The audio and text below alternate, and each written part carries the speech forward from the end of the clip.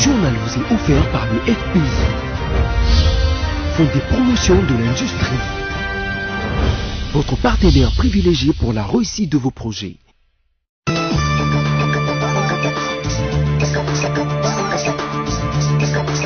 Tout le plaisir est pour nous de vous informer. Mesdames, Messieurs, voici le résumé de l'actualité de ce jour.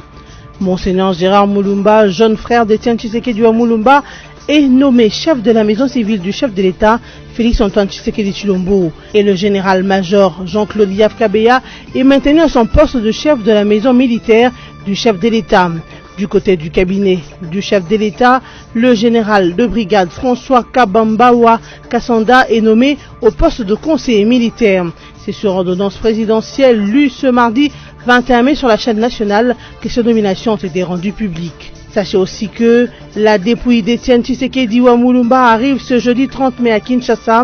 Suivant le programme donné par le ministère congolais des Affaires étrangères, les obsèques seront organisées du 31 mai au 1er juin 2019 au stade de Martyrs de la Pentecôte pour des hommages populaires. L'opposant historique de la RDC sera inhumé le 1er juin de la concession familiale de l'Ansele. L'actualité, c'est aussi la signature du contrat de partenariat entre la FECOFA et la société d'habillement KMC. Pour cette CAN Égypte 2019, les Léopards Football Seniors de la RDC seront habillés par la société KMC appartenant à l'homme d'affaires congolais Seth Kikouni. KMC a ainsi remis un chèque de 77 000 $ à la FECOFA et remettra 150 costumes aux joueurs et au staff technique, tout en espérant gagner d'autres marchés grâce à sa publicité sur les tenues de joueurs. Le président de la République, Félix Antoine Tshisekedi Tshilombo, a procédé mardi 21 mai 2019 à une série de nominations par ordonnance lues sur la télévision nationale. Sur ce, Monseigneur Gérard Moulumba, son oncle paternel, a été nommé chef de la maison civile du chef de l'État, remplaçant à ce poste le pasteur Théodore Mougalou. Au niveau de la maison militaire, le général-major Jean-Claude Yav Kabeya a été reconduit à ce poste. En ce qui concerne son cabinet, le chef de l'État a nommé le général de brigade François Kabambawa Kassanda au poste de conseiller militaire, tandis que Augustin Mwamba et Marcel Lukwikila sont désignés respectivement chargés des opérations et de l'administration. Enfin, au niveau de l'armée, le lieutenant-général Célestin Mbala a été reconduit dans ses fonctions et a été élevé au grade de général de l'armée. Notons que Jean-Claude Yav Kabeya a été élevé en juillet 2018 par le président Joseph Kabila au grade de général-major.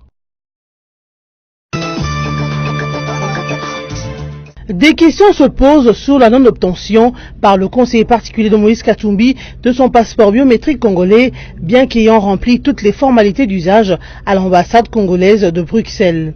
Par conséquent, Salomon Kalonda Dela Idi n'est pas retourné en RDC le 20 mai dernier. Pour Augustin Kabouya, secrétaire général de l'UDPS, Salomon Kalonda est détenteur d'un passeport belge et ne peut obtenir un passeport congolais que s'il renonce à sa nationalité belge. Le nouveau secrétaire général de l'UDPS a voulu ainsi balayer d'un revers de la main les allégations sur un certain règlement de compte au conseiller de Katumbi en violation de tous ses droits. Mais du côté de Moïse Katumbi, il continue d'user de patience en attendant la réponse des autorités congolaises, car, confirme-t-il, Salomon Kalonda est un citoyen congolais. Vous savez, moi on m'avait privé de mon passeport. Priver quelqu'un de son passeport, d'abord c'est un crime. Salomon a été privé de son passeport, on attend. Nous allons parler avec les autorités. Salomon est congolais. Le Congo appartient à tous les Congolais.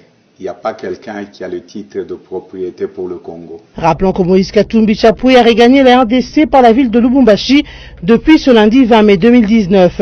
Le leader d'Ensemble pour le changement a été accompagné d'Olivier Kamitatou, son directeur de cabinet, et de Francis Kalombo, son porte-parole. C'est confirmé, la dépouille mortelle de l'opposant historique Étienne Tshisekedi Moulumba arrive bel et bien ce jeudi 30 mai 2018 à Kinshasa et sera acheminée le même jour à la morgue de l'hôpital cinquantenaire d'après le programme des obsèques rendu public par le ministère des Affaires étrangères depuis le mardi 21 mai. Décédé le 1er février 2017 en Belgique, les corps de l'illustre disparu sera exposé le vendredi 31 mai au stade des Martyrs de la Pentecôte de Kinshasa pour les recueillements populaires. La mise en terre est prévue le samedi 1er juin dans un site familial à Lancélé.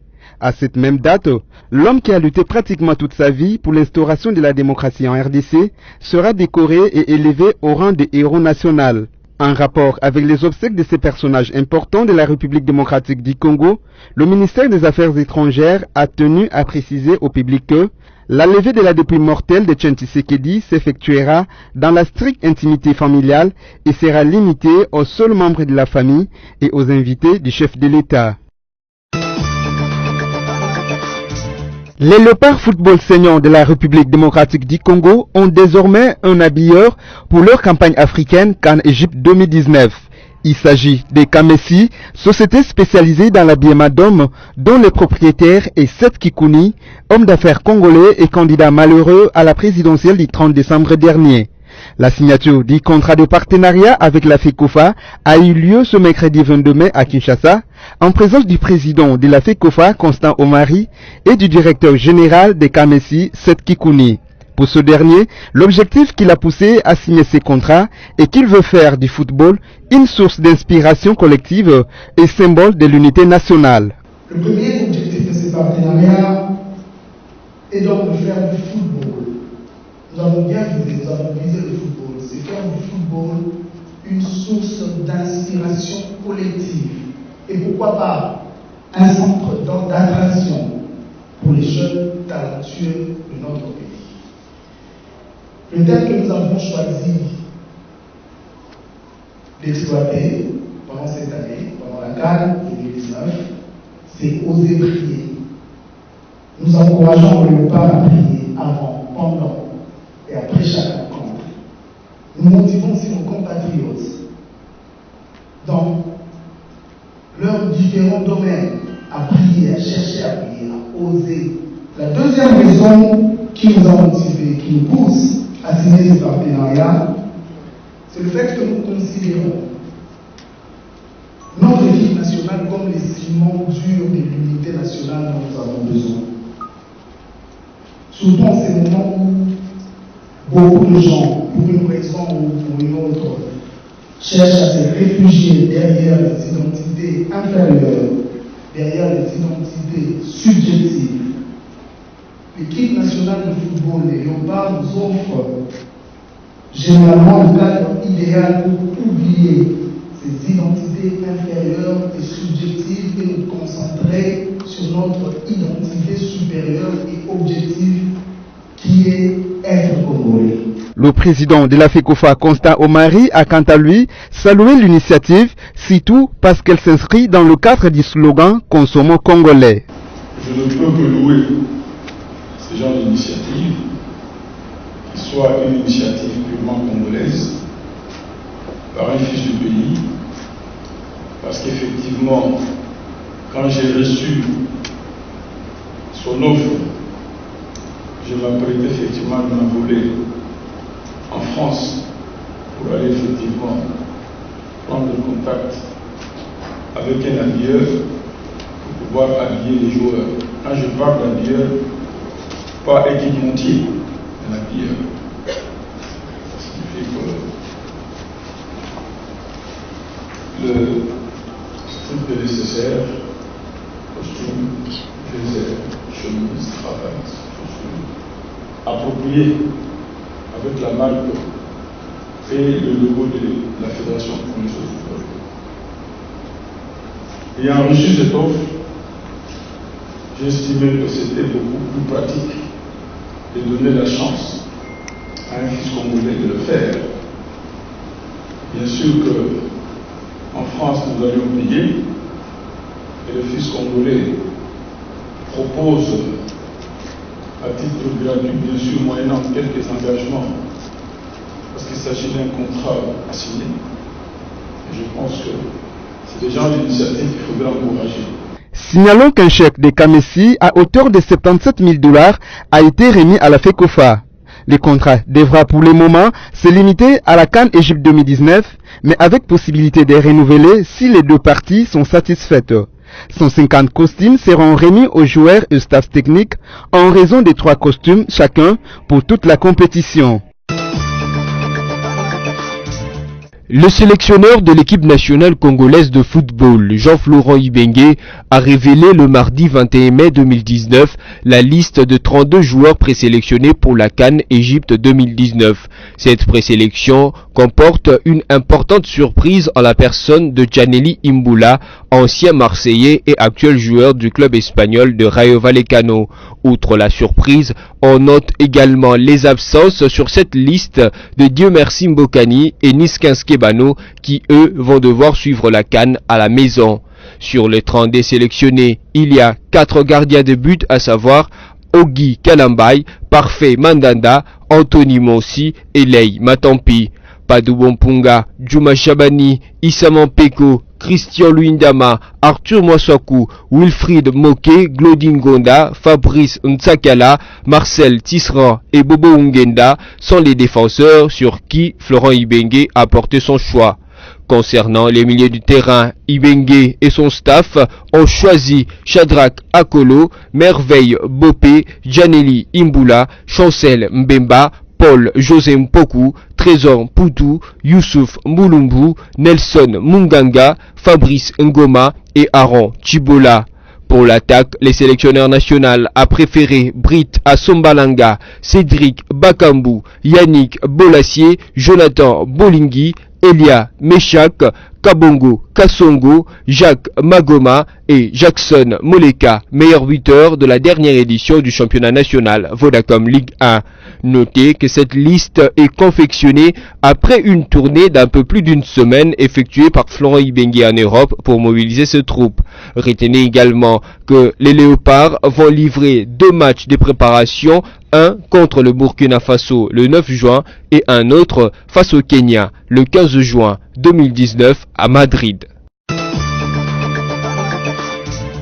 Mesdames et messieurs, nous vous rappelons à présent les principaux titres développés au cours de ce journal. Monseigneur Gérard Moulumba, jeune frère d'Étienne Tshisekedi Moulumba, est nommé chef de la maison civile du chef de l'État, Félix Antoine Tshisekedi Tshilombo, et le général-major Jean-Claude Yafkabeya est maintenu à son poste de chef de la maison militaire du chef de l'État. Du côté du cabinet du chef de l'État, le général de brigade François Kabambawa Kassanda est nommé au poste de conseiller militaire. C'est sur ordonnance présidentielle lue ce mardi 21 mai sur la chaîne nationale que ces nominations ont été rendues publiques. Sachez aussi que la dépouille d'Étienne Tshisekedi Moulumba arrive ce jeudi 30 mai à Kinshasa. Suivant le programme donné par le ministère congolais des Affaires étrangères, les obsèques seront organisées du 31 mai au 1er juin 2019 au stade de Martyrs de la Pentecôte pour des hommages populaires. L'opposant historique de la RDC sera inhumé le 1er juin dans la concession familiale de l'Ansele. L'actualité, c'est aussi la signature du contrat de partenariat entre la FECOFA et la société d'habillement KMC. Pour cette CAN Égypte 2019, les Léopards Football Senior de la RDC seront habillés par la société KMC appartenant à l'homme d'affaires congolais Seth Kikouni. KMC a ainsi remis un chèque de 77 000 $ à la FECOFA et remettra 150 costumes aux joueurs et au staff technique, tout en espérant gagner d'autres marchés grâce à sa publicité sur les tenues de joueurs. Fin de cette édition d'information. Merci de rester fidèle à BSC TV.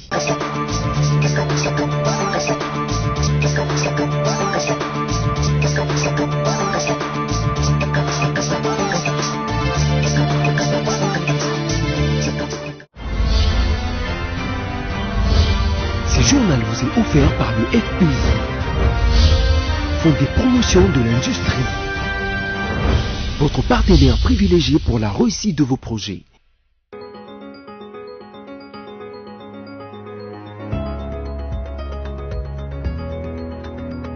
Tout le plaisir est pour nous de vous retrouver pour la revue de presse en ligne de ce mercredi 22 mai 2019 sur BSC TV.